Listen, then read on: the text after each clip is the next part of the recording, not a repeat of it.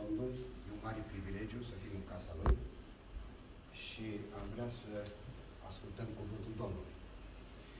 Consider că în dimineața aceasta vom auzi un mesaj esențial pentru biserică, pentru noi. Trebuie să fim dintre aceia care auzim ceea ce vorbește Duhul Bisericii și să împlinim, să ascultăm de ceea ce El ne vorbește. Este un mesaj pe care l-am avut de mai mult timp în inimă, să vorbesc din ceea ce Domnul Iisus Hristos a scris bisericilor sale din Apocalipsa. Noi citim Evangheliile. În Evanghelie sunt înregistrate de către apostoli sau autorii acelor Evanghelii ceea ce s-a întâmplat, chiar și cuvintele Domnului Iisus Hristos. Dăm învățătură foarte mult din Evangheliile, din epistolele lui Pavel și în ultimul timp am început să citesc și celelalte epistole, să le studiez. Dar în Apocalipsa, o carte esențială, semnificativă pentru noi, Domnul Iisus se adresează direct și scrie niște scrisori pentru anumite biserici care sunt în Apocalipsa, care sunt în Asia Mică, Efes, Smirna, Tiatira, toate celelalte, și cred că este semnificativ, important, vital să vedem ce scrie Domnul Iisus bisericilor, ce apreciază, ce sfat le dă sau chiar ce avertisment le dă. Fiindcă noi înșine ne putem identifica cu un tip sau altul de biserică și putem să învățăm din lucrul acesta. Deci Domnul Iisus Hristos vorbește bisericii sale. Înainte de a citi din Sfânta Scriptură, din Apocalipsa, capitolul 2, ne voi referi astăzi la scrisoarea care a scris-o către biserica din Efes, poate și Smirna, dar dacă ne punem întrebarea, ce este biserica? Cine este biserica? Știm cu toții cuvintele și ceea ce este rostit în Matei, capitolul 16, atunci când Domnul Iisus Hristos era cu ucenicii săi, i-a întrebat, cine zic oamenii că sunt eu? Ilie, Ieremia, prorocul. Dar Petru îi răspunde când ei sunt întrebați direct, dar voi, cine ziceți că sunt eu? Hristosul, Fiul Dumnezeului Celui Viu. Și atunci Domnul Iisus, ce-i spune lui Petru? Nu carnea și sângele ți-au descoperit lucrul acesta, ci Tatăl meu care este în cer. Deci, Petru a primit o revelație direct de la Dumnezeu. Apoi, mai spune ceva Domnul Iisus Hristos, tu ești Petru și pe această piatră voi zidi biserica mea și porțile locuinței morților nu vei birui. Îți voi da cheile împărăției și ceea ce vei dezlega pe pământ a fost dezlegat și în ceruri și ceea ce vei lega pe pământ va fi legat și în ceruri. Deci aceasta deschide o ușă puternică de cuvânt de înțelegere. Domnul Iisus Hristos te zidește biserica. Dacă Domnul Iisus Hristos zidește biserica într-un așa fel încât porțile locuinței morților să nu o poată birui, să poată să reziste, să poată să fie biruitoare, cine se poate împotrivi? Deci Domnul Iisus își zidește biserica. Biserica Lui este în construcție, în procesul de zidire. Biserica trebuie să fie biruitoare.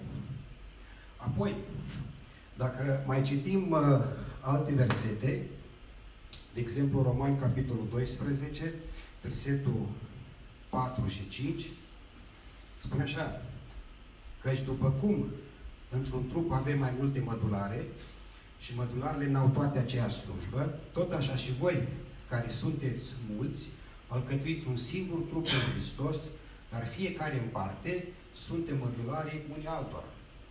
Adică, biserica este formată din mulțimea credincioșilor, ai cei care sunt născuți din nou, care s-a predat lui Dumnezeu, care se închină Lui, îi slujesc, dar atunci când noi ne adunăm împreună, suntem o expresie locală a Bisericii, a trupului Iisus Hristos și suntem mădularii unii altora. Acum, mădularele ce fac? Mădularele din trup. Pe clar că, de exemplu, inima slujește la toate mădularele. Sau plămânii, sau rinichii, sau chiar și mintea. Câteodată. Deci noi suntem mădularii unii altora. Acum, care este cea mai mare poruncă? Să-L iubești pe Domnul Dumnezeu tău cu ce? Cu toată inima, cu toată mintea, cu tot sufletul, cu toată puterea ta, da? Și pe aproapele tău ca pe tine însuți. Amin? Deci, este această poruncă, nu numai să iubim pe Dumnezeu, dar să ne iubim și noi între noi. Acum, chiar și lucrul acesta legat de dragoste este o mare taină, ce înseamnă dragostea, vom mai discuta, dar avem această poruncă. Și ce să spunem? Dacă în acest spirit al acestei porunci, dacă vrei ca cineva să-ți facă ceva, fă tu mai întâi lucrul acela altuia. Așa că fiind aici în biserică, noi suntem chemați la părtășie. Păi dacă suntem chemați la părtășie, eu pot să spun, vai, dar nu este părtășie, nu mă vizitează nimeni, nu mă sună nimeni, nu mă binecuvintează nimeni, sunt singur, ce biserică e asta? Păi dacă tu simți că ai nevoie de așa ceva și crezi că este nevoie de așa ceva în biserică, ia-tu inițiativa și vizitează pe cineva, sună, arată-ți dragostea. Deci toată inițiativa pleacă de la noi. Nu se așteaptă ca într-o biserică sau chiar într-o familie, dacă copiii se plâng, tată, dar fratele meu nu mă bagă în seamă, dar sora mea nu face una sau alta. Păi, într-o familie, fiecare membru al familiei poate să-și arată dragostea și bunătatea față de ceilalți membri. Ca trup al Iisus Hristos și mădularii unii altora, suntem chemați la lucrul acesta. Deci, înainte de a te întreba ce poate să facă biserica pentru tine sau frații sau surorile pentru tine, începi să faci tu pentru ei ceva. Un gest mic. Un lucru mic. Dacă ți-e prea greu să-l vizitezi pe unul sau pe altul, sună. Sau chiar când vii la biserică, vorbește. Deschideți inima. Avem nevoie de această părtășie. Acum, mergem mai departe cu această explorare a ceea ce înseamnă biserica și citim cuvintele care sunt extraordinare în Efeseni și vedem aici o revelație a bisericii. Și spune așa, în Efeseni, capitolul 5, începând cu versetul 25, 3 versete. Spune așa, bărbaților, iubiți-vă nevestele, cum a iubit și Hristos biserica.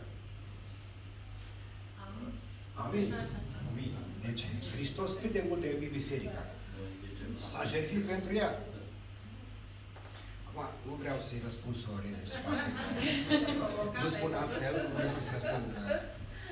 Știți ce să spune? Uneori este mai ușor să mă jertfesc pentru soția mea decât să trăiesc pentru ea. Deci, ne întoarcem la textul acesta, sper că sora a înțeles. Bărbaților, iubiți-vă nevestele cum a iubit și Hristos biserica și s-a dat pe sine însuși ca să o sfințească, după ce a curățit-o prin botezul cu apă prin cuvânt și ca să înfățișeze înaintea lui această biserică slăvită, fără pată, fără zbârcitură sau altceva de felul acesta, ci sfântă și fără prihană. Deci cine este biserica lui Dumnezeu? Am văzut că Dumnezeu, Domnul Iisus, zidește biserica ca să fie biruitoare, dar aici mai mult decât atât. Cum? Prin privește Domnul Iisus biserica, care este mireasa sa.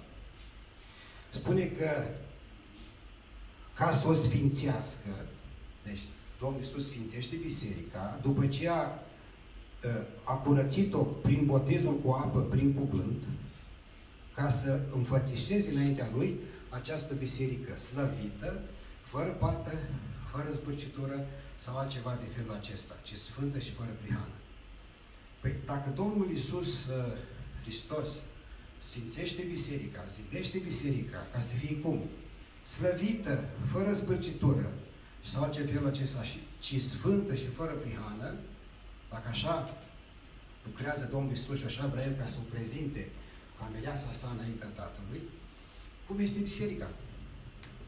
Deci asta este revelația pe care a primit-o Pavel despre taina care este Hristos și biserica, că cel este capul bisericii, după cum și bărbatul este capul femeii. Da? Cum vede Domnul Iisus Hristos biserica? Și înainte de a merge mai departe să vedem cum vede Domnul Iisus Hristos biserica și să vedem că chiar dacă Domnul Iisus este în procesul acesta de a sfinți biserica, de a o zidi, de a o face biritoare, fără pată, fără zbâncitoare, sfântă, curată, inocentă, totuși în acest proces, când Domnul Iisus se uită la biserica locală, s-ar putea să vadă altceva.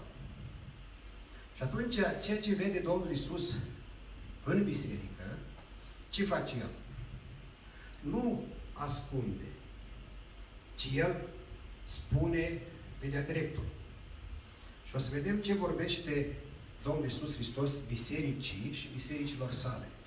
Acum, înainte de aceasta, de a trece mai departe, vreau să vă dau o ilustrație, da, ceva ce s-a întâmplat cu mulți ani în urmă. Știți că prin anii 80, Uniunea Sovietică a intrat în Afganistan cu trupele să cucerească această țară și a fost război acolo vreo 10 ani. După aia rușii au văzut că, băi, murim ca proști aici, tot nu-i putem cuceri pe ăștia, și s-au retras. După un timp au intrat cine? Americani. Și ei au murit acolo ca proști. Deci s-au retras și ei. Bine, sunt alte interese care au fost acolo, alte lucruri nu ne interesează, dar după ce s-au retras rușii, da, a fost oarece perioadă țara cât de cât liberă, puteau să intre acolo ziariști, vizitatori și alți oameni și se auzea așa în subteran că, băi, acolo în Afganistan este o treabă secretă, așa, care se întâmplă acolo, de care nu știu nici talibanii, nici alții, și erau toți curioși. Merge, cred că o ziaristă acolo și începe ea să investigheze. Păi, ce e așa de ascuns? Ce se întâmplă aici așa? Așa de secret. Nu știe nimeni. Și vreau să cunosc. Vreau să descoper lucrul ăsta. Și atunci a început ea să facă investigații. Nu s-a putut. Știți că acolo în Afganistan femeile sunt îmbrăcate din cap până în picioare, poartă acea burcă să văd doar ochii. Dacă treci o femeie pe stradă, dacă te uiți la ea, s-ar putea să o pățești, chiar dacă este doar așa cu mai cu ochii se văd. Și în secret, cu multe ajutoare, multe insistențe, a ajuns ea să vadă, să cunoască acel secret extraordinar, ascuns. Care era secretul? Ce era ținut la secret așa de mult? E bine, talibanii ăia nu îngăduiau ca femeile să aibă saloane de coafură, de frumusețare. Era interzis. Și totuși, femeile afgane aveau un secret astfel de saloane și se duceau acolo și se frumusețau. Se tundeau, își făceau genele, sprâncenele, știu ce mai făceau ele acolo, masaj, măști faciale. Ce mai făceau? Gheță, tu mergi prea departe, Gheță. Nu ți-a vorbit Domnul treaba asta. Nu spun ca Domnul. Știi ce a spus Domnul? Nu cred. În fine, și acum a întrebat-o reporterița pe o femeie de acolo, care venea acolo la înfrumusețat. Păi, De ce vii tu aici și îți riști viața, că dacă te prind ăștia, te omoară, te spânzuri, nu știu ce, și care-i treaba? Oricum nu te vede nimeni, nu poți să mergi nici unde. Care-i treaba? Și a spus, femeia afgană trebuie să fie frumoasă doar dacă este frumoasă pentru soțul ei acasă. Și ele se frumusețeau așa, chiar dacă nu le vedea nimeni, nu le știa nimeni, dar în casa ei, în familia ei, în fața bărbatului ei, ea trebuia să fie cum? Foarte frumoasă și risca totul. De ce lucrul acesta? Biserica, care trebuie să fie cum? Sfântă, slăvită, fără pată, fără zbârcitură. Nu trebuie să meargă în astfel salonul de înfrumusețare spirituală. Cred că da. Și multe biserici poate au nevoie de tratamentul ăsta. Haideți să vedem ce vorbește Domnul Iisus Hristos bisericii sale. Și acum ne întoarcem la Apocalipsa. Așa. Și vom citi pentru început 7 versete din Apocalipsa, capitolul 2, de la 1 la 7. Îngerului bisericii din Efes scrie: iată ce zice cel ce ține cele 7 stele în mâna dreaptă și cel ce umplă prin mijlocul celor 7 sfeșnice de aur. Știu faptele tale, osteneala ta și răbdarea ta, și că nu poți suferi pe cei răi, că ai pus la încercare pe cei ce zic că sunt apostoli și nu sunt, și ai găsit mincinoși. Știu că ai răbdare, că ai suferit din pricina numelui meu și n-ai obosit. Dar ce am împotriva ta este că ți-ai părăsit dragostea dintâi. Adu-ți aminte de unde ai căzut, pocăiește-te și întoarce-te la faptele tale dintâi. Altfel, voi veni la tine și îți voi lua sfeșnicul din locul lui, dacă nu te pocăiești. Ai însă lucrul acesta bun, că urăști faptele nicolaiților, pe care le urăsc și eu. Cine are urechi să asculte ce zice bisericilor Duhul, cel ce va birui, îi voi da să mănânce din pomul vieții, care este în raiul lui Dumnezeu.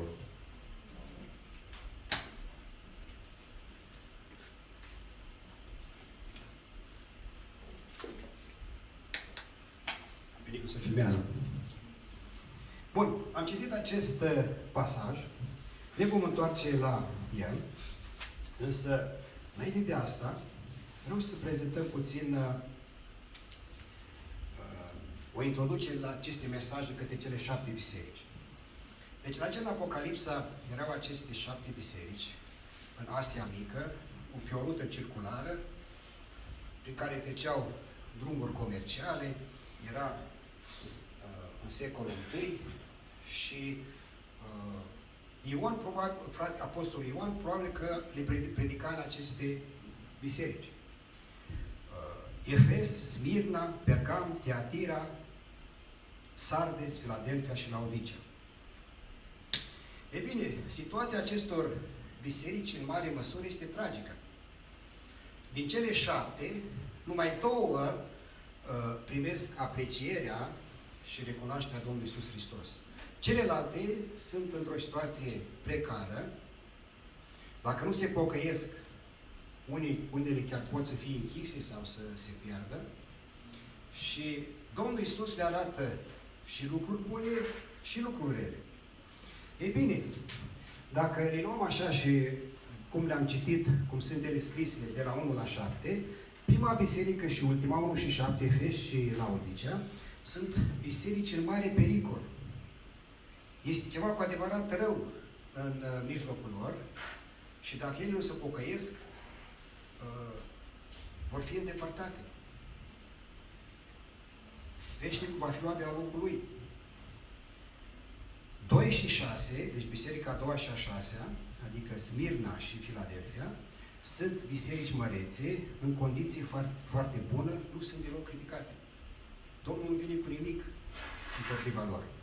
Bisericile 3, 4 și 5, Pergam, Tiatira și Sardes, sunt biserici din mijloc, biserici mediocre, care au în ele și amestec, și unele lucruri bune și rele, deci sunt într-o situație incertă. Dar oricum au lucruri de care trebuie să se pocăiască. E bine, în momentul când s-a interpretat aceste mesaje către cele 7 biserici, a apărut un mod de înțelegere în care s-a spus că cele 7 biserici reprezintă 7 epoci din istoria bisericii, din Biserica Universală. Și a spus că biserica din Efes este biserica fără dragoste, biserica Smirna este biserica în suferință, biserica Pergam este o biserică lumească, Tiatira adulteră, Sardis o biserică ipocrită, fățarnică, Filadelfia biserica credincioasă, iar Laodicea biserica mândră. Să găsesc și aia care vreau să vă spun de fapt. Așa, deci când am spus că interpretarea aceasta, că spui niște epoci din istoria bisericii, vine așa. Biserica din Efes reprezintă biserica din primul secol, biserica primară. Biserica din Smirna, biserica în perioada de persecuție, din secolii 2 și 3. Biserica din Pergam, biserica pe timpul împăratului Constantin.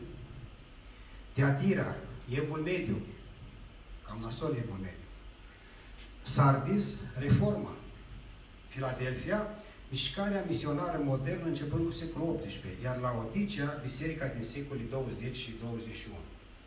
Destul de prost pentru condiția acestei biserici. Bun, interpretarea asta nu are chiar așa de multă susținere biblică.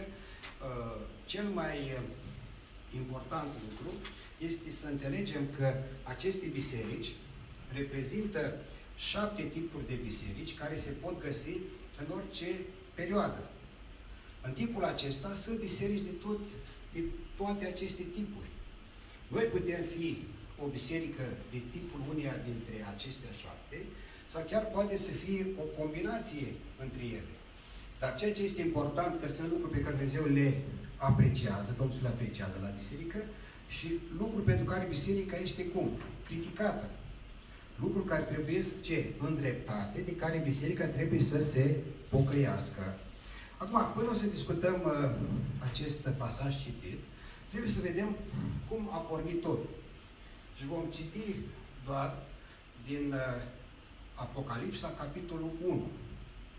Și spune așa: descoperirea lui Iisus Hristos, pe care i-a dat-o Dumnezeu ca să arate robilor săi lucrurile care au să se întâmple în curând. Când spune descoperirea lui Iisus Hristos, este descoperirea pe care o face cine?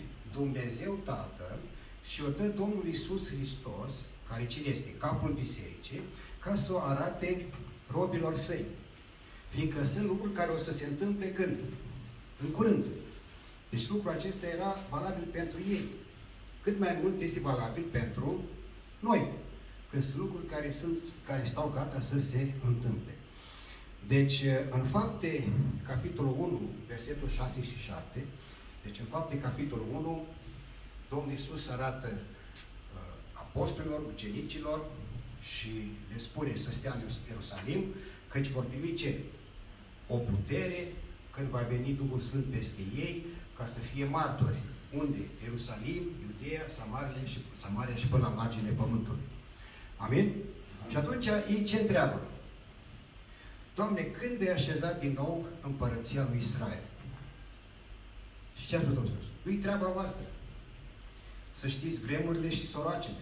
Sunt lucruri pe care Tatăl le-a ținut sub stăpânirea sa. Adică ce se întâmplă? Nici măcar Fiul nu le știe. Deci când se întâmplă anumite lucruri, se întâmplă doar după voia Tatălui. Nu știe nimeni. Și iată că a venit momentul aici în Apocalipsa, deci eram la sfârșitul secolului I, când Dumnezeu îi descoperă Domnul Iisus, da? Această revelație, această descoperire. Ce urmează să se întâmple? Ce va face mielul? Cum va fi război în cer? Și atunci când Domnul Iisus Hristos primește această descoperire de la cine? De la Tatăl, Fiul e timpul. Iată ce o să se întâmple în curând. Deci, i-a dat Dumnezeu Domnului Iisus această descoperire ca să o arate robilor săi. Lucrurile care au să se întâmple în curând. Domnul Iisus arată cui? Robilor. Da? Deci, ce înseamnă rob? Deci când spune că o să arate cui? Robilor săi, de fapt spune sclavilor săi. Deci în acele timpuri, în Imperiul Roman, o mare categorie de sociale erau sclavi, robi. Da? Erau și unii oameni liberi, erau și proprietari de sclavi și aristocrația și soldații și armata, toți, dar erau robi. E bine, cel care era rob sau sclav era unul fără drepturi. Nu avea niciun drept. Dacă erai un slujitor sau o slugă și lucrai la cineva, puteai să primești un salar.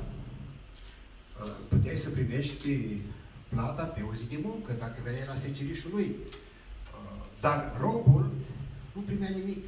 El era la dispoziția stăpânului.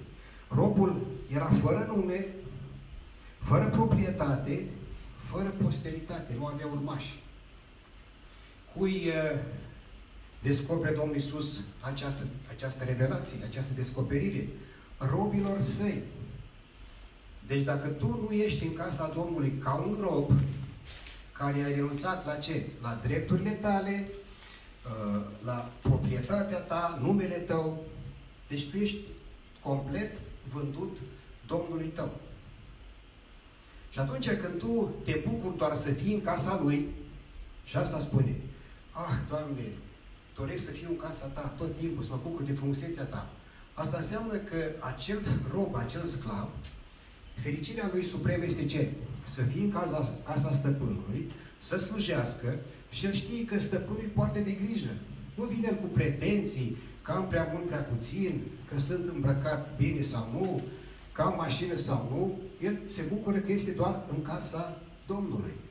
Dacă nu ești un rob în casa Domnului, care să renunți la drepturile tale, la proprietățile tale, la numele tău, la posteritatea ta, nu poți primi această revelație. Fiindcă sunt încă oameni sau persoane sau mădulare în trupul Hristos care vin cu pretenții. Nu-mi place biserica asta, că nu are program de ăla sau de celălalt. Nu-mi place aici cum predică pastorul. Dacă predică fratele Marcele, Jale, că ține lung. Ce predică sau de la cine predică, asta e partea a doua. Dar predica trebuie să fie scurtă, dacă se poate să termine înainte de ora 12. Și eu să fiu doar un credincios care să vin la biserică doar duminica dimineața. Și atunci, în casa Domnului, eu o să mă simt foarte bine. Nu. Dacă ești un rob al lui Hristos și dacă vrei să ai parte de descoperirea lui și revelația lui, trebuie să fii complet vândut Domnului. Și atunci, bucuria ta este ce? Să stai în casa Domnului, să auzi ce-ți vorbește Domnul, să ai parte și părtășii cu celelalte mădulare în trupul lui Iisus Hristos, nu să fii nemulțumit că frații nu au părtășie. În biserică nu se înțeleg. În biserică ce se întâmplă? Păi atunci când spui tu chestia asta, dacă cineva spune, el vorbește doar din inima lui. Asta este în inima lui și asta este ceea ce el experimentează. Dar în cazul în care el este un rob al Domnului, se bucură că este în casa Domnului și, fiind o mădulară în trupul lui Iisus Hristos, ce face? Interacționează cu celelalte mădulare. Se bucură doar să privească ce? Frumusețea Domnului. Știe că Domnul are grijă de el, știe că atunci va fi și hrănit, și îmbrăcat, și mai mult decât atâta, stăpânul îi va da ce? Niște răsplătiri, când va vrei el, poate în viața de apoi, dar este lucrul cel mai sigur. Acum, știți că a existat sclavia chiar în secolul XVIII-XIX și era sclavia în America, în alte țări, dar la un moment dat s-a abolit sclavia. Ce s-a întâmplat când s-a abolit sclavia? Deci unii din acei sclavi de-abia aștepta să plece de la stăpânul lor, că era un stăpân rău. Nu conta că nu aveau educație, nu aveau unde se duc. că de la un stăpân rău a ajuns probabil și la unul și mai rău, că a ajuns în nord, acolo să lucreze în industrie, în medii destul de viciate. Dar alții robi în care stăpânul era bun, ce? Stăpânii, noi nu vrem să plecăm nicăieri. Stăm aici, lucrăm degeaba. Doar ai grijă de noi. Lasă-ne să locuim aici, să avem o casă, să avem o masă. Noi suntem foarte fericiți cu tine. Ești tu un rob din acesta răzvrătit care vrei să-ți faci un sindicat ca să schimbi rânduiala în biserică? Dacă ești în biserica să nemulțumit, vei merge în alta fi tot nemulțumit și alta tot nemulțumit și vine un mare vorbitor care nu spune nimic, dar e mare vorbitor și tu mergi după el și apoi mergi după altul și apoi să începe o biserică, mergi acolo, să începe altă biserică, mergi acolo. Atunci dăm voie să spun că ești pe nicăieri. Cel care este robul Domnului se bucură să fie în casa Domnului, să slujească la orice este chemat și să interacționeze cu alte mădulare din trupul lui Iisus Hristos. Amin? Și asta spune aici. Descoperirea pe care a dat-o Dumnezeu ca să arate robilor săi. Doamne, eu sunt robul Tău. Dăm descoperiri, dăm revelație. Lucruri care au să se întâmple în curând. Și l-a făcut cunoscut trimițând prin Îngerul Său, a robul Său Ioan, care a mărturisit despre cuvântul lui Dumnezeu și despre mărturia lui Iisus Hristos și a spus tot ce a văzut. Deci revelația cum a fost transmisă? Dumnezeu îi descoperă Domnul Iisus Hristos, care prin Îngerul Său îi trimite la Ioan, care apropo unde era Ioan în timpul ăsta? Era acolo în acel penitenciar pe insula Patmos, care era o închisoare pentru deținuții politici, adică cei mai rău văzuți din Imperiul Roman, care reprezentau un mare pericol, fiindcă tocmai împărăția romană, care reprezenta Babilonul sau împărăția lumii, sau cum vreți să spuneți, intra în coliziune și conflict cu împărăția lui Dumnezeu. Împărații romani erau declarați zei și era cultul împăratului și toți supușii trebuia să spună că împăratul este Domnul. Creștinii, ei ce spuneau? Iisus Hristos este Domnul. Și dacă tu nu luai tămâi să arunci acolo într-un foc când intrai în agora sau când era ziua domnească, ziua Domnului, a domnească, a împăratului, și tu făceai lucrul ăsta, puteai să fii cum? Persecutat, trimis la închisoarea pentru deținuții politici sau chiar martirizat. Împărăția Lui Dumnezeu intra în coliziune cu împărăția lumii. Și Ioan era pe insula Patmos. Primește această revelație. Și iată ce spune Doamne, ferice de cine citește și de cei ce ascultă cuvintele acestei prorocii și păzesc lucrurile scrise în ea, căci vremea este aproape. Deja este o binecuvântare, ferice, cine citește cu glas tare. Majoritatea în biserică erau sclavi, oameni needucați, nu știau să citească. Și atunci, ce făceau? Cel care știa să citească, cum citea? Citea cu glas tare, ca să audă și ceilalți. Și era ferice de cel care citește cu glas tare și de cei care aud cuvintele acestei prorocii, ascultă în sensul de le aud și păzesc ce este scris în ea. Amin? Căci vremea este aproape. Și am mers mai departe. Versetul 4. Ioan către cele 7 biserici care sunt în Asia. Har și pace vouă. Și atât de la cine este transmis acest har și pace către acele biserici. Din partea celui ce este, celui ce era și celui ce vine. Acesta este Dumnezeu. Din partea celor 7 duhuri care stau înaintea scaunului său de domnie. Aici este reprezentat Duhul Sfânt. Și din partea lui Iisus Hristos, martorul credincios, cel întâi născut din morți, Domnul împăraților pământului. A Lui, care ne iubește, care ne-a spălat de păcatele noastre cu sângele Său și a făcut din noi o împărăție și preoți pentru Dumnezeu Tatăl Său, a Lui să fie slava și puterea în vecii vecilor. Amin. Deci iată ce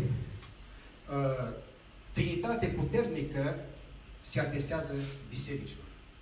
Deci Dumnezeu în această revelație trinitară se adresează bisericilor și bisericii sale.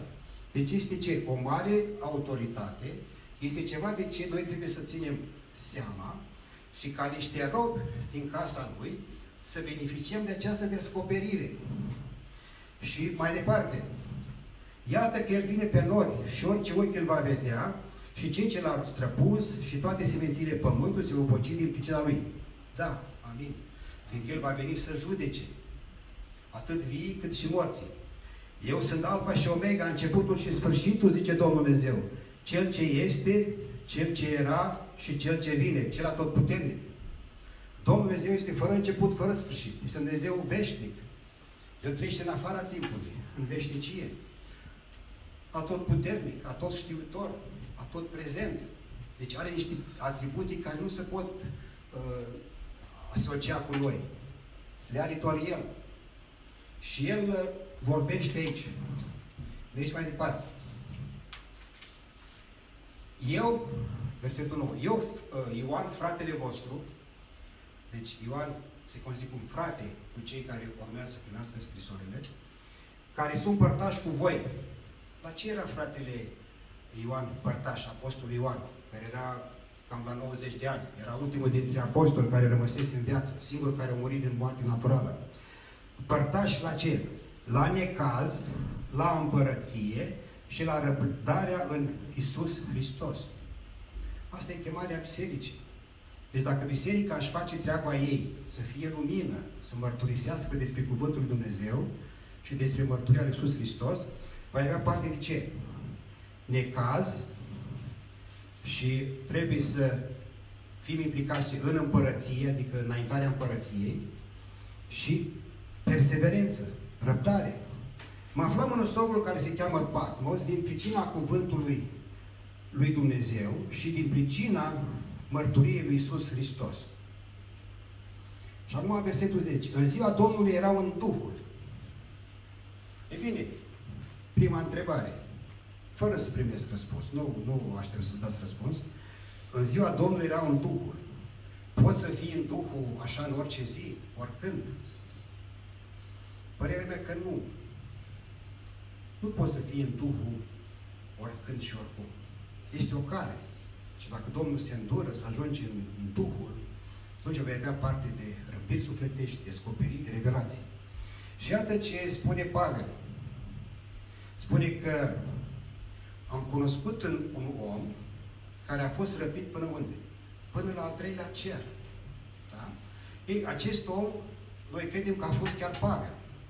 Atunci când Pavel a fost în Duhul, s-a întâmplat odată, a fost răpit până la al treilea cer și lucrurile care le-au văzut, ochiul omului nu le-a mai văzut, urechea omului nu le-a auzit și nici măcar nu pot fi exprimate în cuvinte omenești. Deci sunt lucruri de o revelație extraordinară. Lucruri care ne așteaptă pe noi în cer. Dacă suntem cine?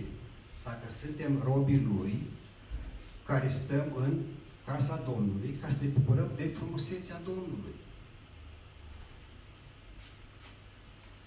Deci, în ziua Domnului eram în Duhul și am auzit înapoi mea un glas puternic ca sunetul unui trâmbițe, care zicea: Eu sunt Alfa și Omega, cel dintâi și cel de pe urmă. Ce vezi, scrie într-o carte și trimite-o celor 7 biserici. La Efes, Smirna, Pergam, Tiatira, Sardis, Filadelfia și Laodicea. Versetul 12. M-am întors să văd care îmi vorbea. Și când m-am întors, am văzut 7 sfeșnice de aur și în mijlocul celor 7 sfeșnice pe cineva care semăna cu Fiul omului, îmbrăcat cu o haină lungă până la picioare și încins la piept cu un brâu de aur. Capul lui și părul lui erau albe ca lână albă, ca zăpada, ochii lui erau ca para focului, picioarele lui erau ca rama aprinsă și arsă într-un cuptor și glasul lui era ca vâitul unor ape mari.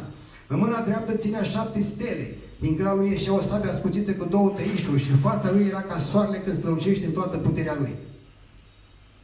Ioan, fiind în Duhul, având o răpire sufletească în Duhul, îl vede pe Iisus în slava Lui. Unde era Iisus? Ce a văzut El?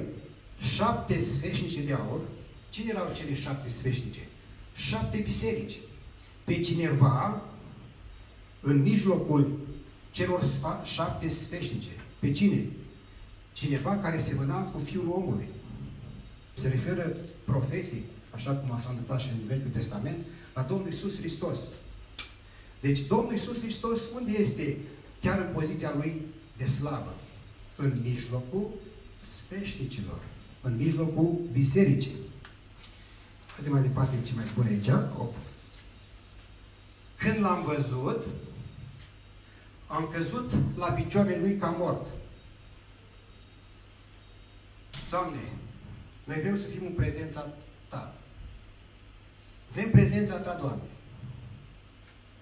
Dacă Domnul își manifestă prezența aici, da? S-ar putea să avem și noi aceeași situație, adică să cădem la picioarele Lui sau jos ca morți. Adică prezența Lui Dumnezeu este prezența Sfințeniei Lui, prezența Lui Duhului Lui Cel Sfânt. Mă simt eu suficient de sfânt, curățit, în vorbire, în simțire, în toate lucrurile, ca să spun, Doamne, vin aici în prezența Ta, în manifestarea Ta. E bine, când în Isaia, capitolul 6, Isaia, care era prorocul Domnului, are o viziune a tronului Dumnezeu, Dumnezeu era pe tron, deasupra lui serafimii, cântau, strigau, Sfânt, Sfânt este Domnul. Gloria Lui umple tot pământul. Ce s-a întâmplat acolo? Ușorii ușii se zguduiau. Totul era plin de fum. Fumul e alb, era slava Domnului. Ce a zis Isaia? Sunt un om cu buzele curate. Trăiesc în nelegiuire. Poporul tău la fel. Nu sunt vrednic. Și atunci a fost nevoie ca un serafim să vină cu un cărbune aprins de pe altarul Domnului, în care era focul Duhului Sfânt, să-l atingă de buzele lui și să spune ce? Nelegiuirea ta este ispășită, ești curățit de păcatul tău și asta l-a făcut capabil ca să meargă în numele Domnului cu mesaj de la el. Deci este nevoie ca Duhul Sfânt să ne curățească prin acest botez de foc, ca să putem să rezistăm în prezența Domnului. Știu că ei sunt versetele acelea că ori 2 sau 3 adunați în mijloc, eu sunt prezent în mijlocul lor. Acum, când sunt 2 sau 3 adunați în numele Domnului, sunteți fi 2 sau 3 adunați în unitate. Acum, credeți că noi avem așa de mare unitate în biserica noastră încât Domnul își manifeste prezența? Amin. A? Pe de o parte. Pe de altă parte, credeți că nu mai avem lucruri pe care noi să le curățim, să le depărtăm din viața noastră, ca niște robi credincioși care să-și poată manifesta prezența? Acum, este una prezența Lui peste tot, nu putem fugi nicăieri de prezența Lui sau să ne ascundem de El așa ca Iona ne găsește. Și asta prezența Lui manifestată. Acum, în biserica primară a fost prezent Duhul Sfânt. Ce s-a întâmplat acolo?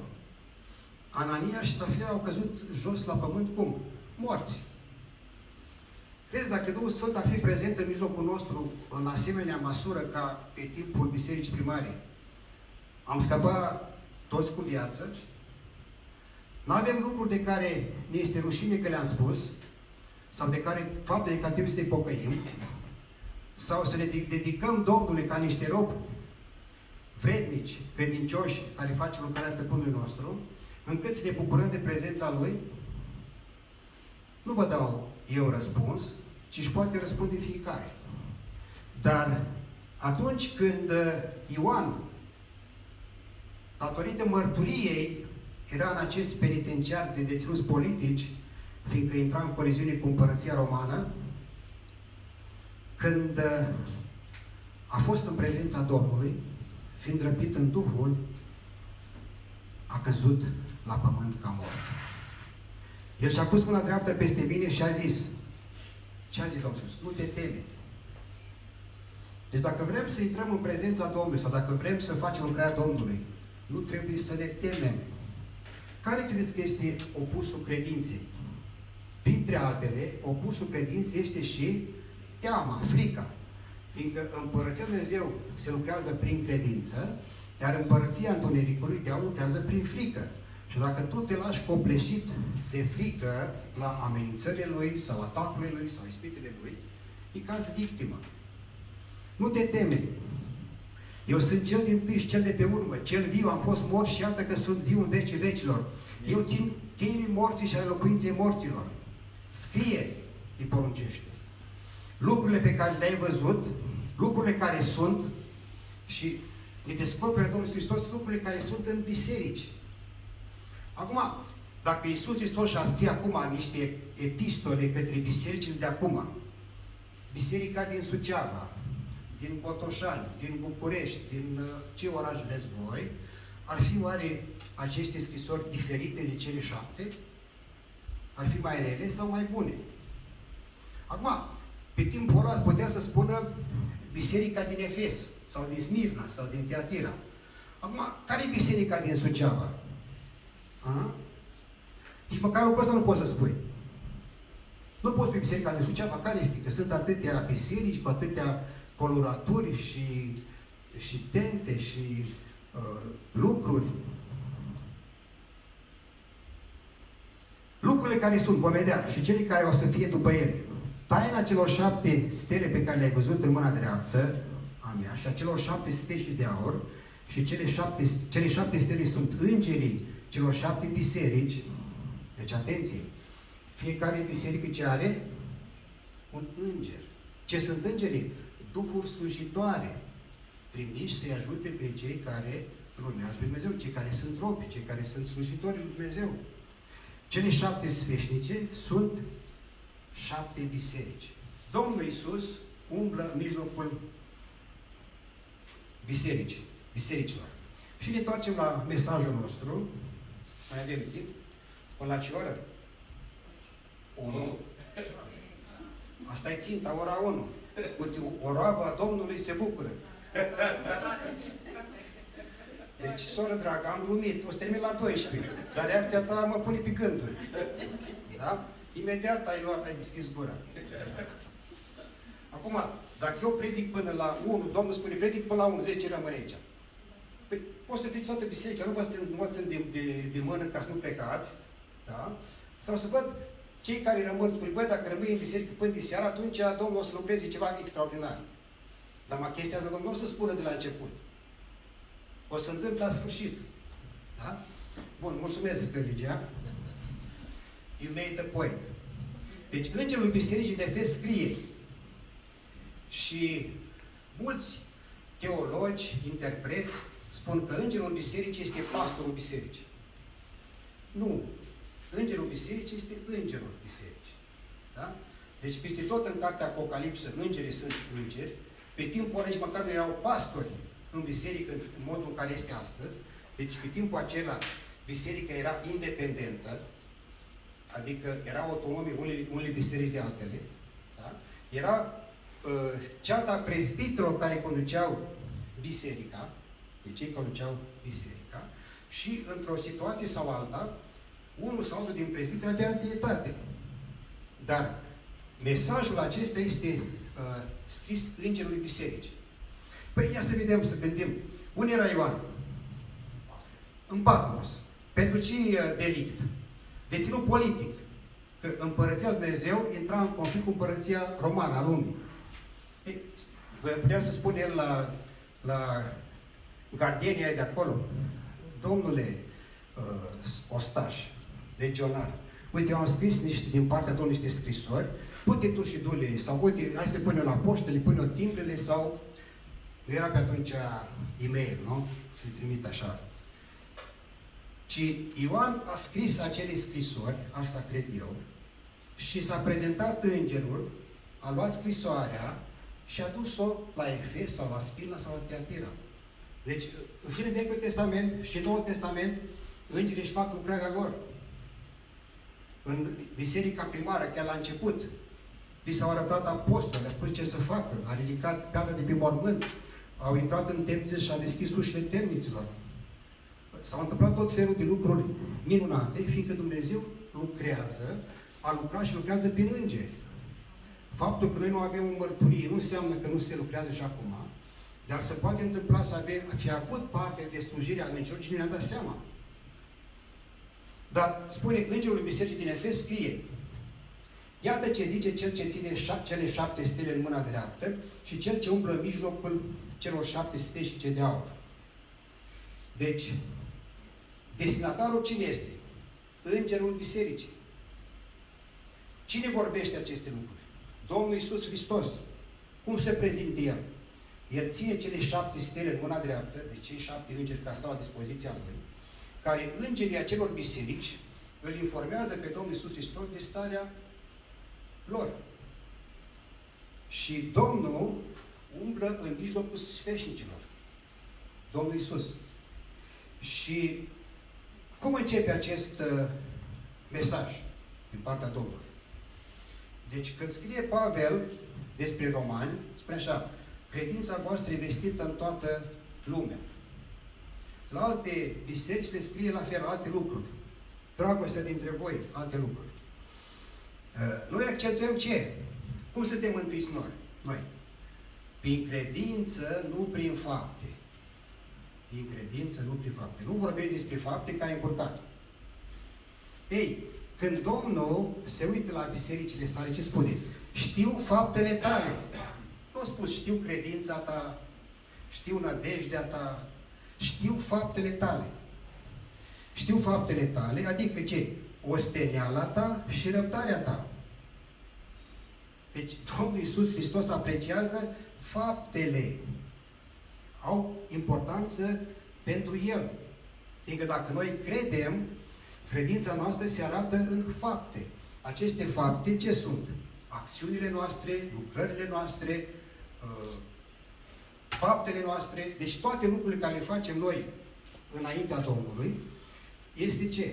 Ca niște robi credincioși, umblăm în faptele pe care le-a pregătit Dumnezeu mai înainte, să umblăm în ele. Sunt niște fapte care le-am pregătit, nu putem să rupim credința de fapte. Credința fără fapte este moartă. Este important ce credem, ce mărturisim, dar ceea ce crede și mărturisim se vede ce? În faptele noastre, în umblarea noastră, în vorbele noastre. Deci toate lucrurile care le spunem sunt ca urmare a credinței. Dar spune așa, știu faptele tale. Adică era o biserică care avea ce? Multe lucrări. Aveau multe programe. Ajutorarea celor nevoiași. Aveau lucrarea cu homeless, aveau lucrarea cu copiii, cu tinerii. Făceau tot felul de lucruri. Te ostenești. Extraordinar. Unii caută o biserică, nu ca să vorbească Domnul, ci dacă în biserica asta, ce programe sunt. Păi, mă duc la biserica respectivă, care e program cu copiii. Nu e asta motivația cea mai bună. M-a spus că nu poți să mergi la astfel de biserică. Sau au alte lucruri. Și spune osteneala ta și răbdarea ta. Și merge mai departe. Deci astea lucruri extraordinare. Programe peste programe. Spune așa, nu poți să-i sufli pe cei răi. Acum noi parcă trebuia să iubim pe cei răi. Nu? Să iubim pe aproapele nostru, pe cei din lume. Nu? Acum, sunt unii din cei răi, da? Pe care suntem chemați să nu-i suferim. Acum, este una că tu iubești omul, dar urăști păcatul, este clar că chiar și acel rău trebuie să audă Evanghelia, dar sunt unii care, fiind răi, și care nu vor să pocăiască, sau dacă sunt răi și vin în biserică și continuă să fie răi, ce spune? Nu poți să-i suferi. De asemenea, ai pus la încercare pe cei ce zic că sunt apostoli și nu sunt. Deci au putut să cerceteze ce? Doctrina lor, învățătura lor, practica lor și i-au cercetat. În ce biserică își cercetează așa cu teamănuntul cei care vin ca să predice, ca să facă una sau alta. Ei găsim mincinoși. Știu că ai răbdare. Că ai suferit din pricina numele meu și n-ai obosit. Deci în toate lucrurile astea ei sunt lăudați. Pentru ce să lăudați? Pentru fapte, pentru osteneală, pentru răbdare. N-ai obosit. Îi faci toate lucrurile astea extraordinar. Deci dacă privești din exterior, biserica e o biserică cum? Măreață. Mergi și noi acolo. Și apoi vine acuzația. Dar am ceva împotriva ta. Ți-ai părăsit dragostea dintâi. Acum, ce înseamnă că ți-ai părăsit dragostea dintâi? Păi, în primul rând, poate ți-ai părăsit dragostea de Dumnezeu sau de Iisus Hristos, deci doar îți place să stai acolo, că sunt activitățile astea, da? Sau ți-ai părăsit dragostea în sensul că nu mai iubești cu aceeași râvnă ca la început, te-ai răcit, da? Sau că faci lucrurile astea, toate lucrurile le faci cum așa? Cum? Din inerție. Le-ai făcut înainte, le faci și acum, le faci pănoare, e ok, biserica e extraordinară. Și de multe ori întrebam, băi, ce se întâmplă pe cineva, un pastor, un lucrător, un membru al altă biserică, de alt oraș? Ce lucrează Dumnezeu în biserica ta? Sau ce vorbește Dumnezeu în biserica ta? Și de cele mai multe ori, știți care e răspunsul, sau aproape întotdeauna, păi noi în biserică avem programe cu copii, avem programe cu tineri, avem programe cu bătrânii, avem programe cu pensionari, avem programe cu... Deci numai programe. Și în sinea mea ce zicea? Forget it. Domnul nu e acolo. Da? Că tu poți să faci astfel de acțiuni, vei la un centru social, sunt ONG-urile astea care ajută pe unii sau pe alții și poți să ai astfel de activități. Ți-ai părăsit dragostea din tâi. Dacă nu mai iubești și dacă nu faci din dragoste ceea ce faci, nu mai există nici dragoste între mădulare. Și dacă nu există dragoste în mădulare, să ajungi acolo de unde am început. Că oamenii s-au răcit, nu mai interacționează, ce biserică e asta aici? Că nimeni nu mă sună, nu mă vizitează, nu este unitate. Cine spune așa, vorbește din inima lui. Vorbește fiindcă așa este el. Fiindcă așa crede el. Dacă într-adevăr Dumnezeu îți descoperă că este nevoie în direcția asta, fii tu primul care îl suni pe altul, îl vizitezi pe altul, ai părtășii cu altul și atunci părtășia o să crească, dragostea o să se restaureze. Dacă îți părăsești dragostea din tâi, e sfârșitul. E sfârșitul. Și acum, care este îndemnul? Adu-ți aminte tare de unde ai căzut. Deci, faptul că ei nu și-au părăsit dragostea din tâi, asta Domnul o vede cum? Ai căzut. Acum, nouă ne place să credem că în umblarea cu Domnul, în viața noastră, ca și creștini, nu există regres. Adică noi spunem că, băi, la început eram foarte plini de râvnă, de dragoste, mergeam la studiu biblic, mergeam la studiu cu surorile, mergeam în misiune, făceam toate treburile astea și atunci m-am maturizat mult, am învățat cum să mă rog, cum să slujesc oamenilor, am avut discernământ, am avut multe rezultate, când m-am rugat s-au pocăit oameni, s-au fost vindecați, extraordinar. Și la un moment dat, fie am obosit, fie am pierdut dragostea, fie n-am mai mers acolo sau dincolo, și eu zic că am stat așa, am făcut un regres, adică am rămas la nivelul ăla, cam atunci. Și când o să mă hotărăsc, eu o să urc mai departe. În momentul în care nu există creștere și apropiere de Domnul, ai căzut. Și trebuie să iei de jos iarăși. Nu există regres, nu există stagnare. Trebuie să iei din nou jos. Amintește-ți de unde ai căzut. Era o biserică plină de activități, plină de programe, din afară era extraordinar lucrurile,